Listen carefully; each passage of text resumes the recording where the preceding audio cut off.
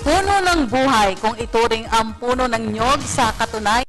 Langis na nagmumula dito ay maaaring makatulong sa may mga sakit na diabetes, pampalusog at pampaganda. At kung paano alamin natin sa report na aming kasamang si Dina Pagibitan.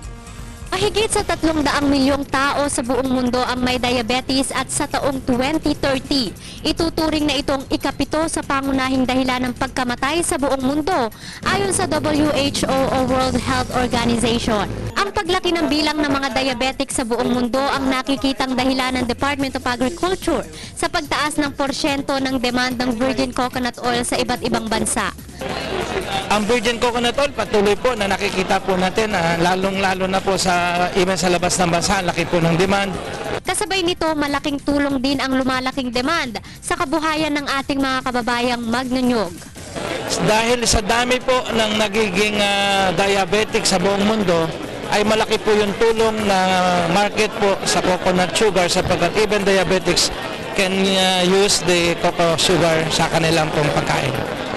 Sa paglipas ng panahon, gamit na ng virgin coconut oil tulad ng paraan ng pagpapalusog at pagpapaganda. Dahil na rin sa patuloy na pagnanais na mapatunayang epektibo ang virgin coconut oil ng bansa, nagsagawa ang University of the Philippines at Department of Health ng clinical studies ukol dito. At hindi naman nabigo ang nasabing pag-aaral dahil napatunayang epektibo nga ang virgin coconut oil ng bansa.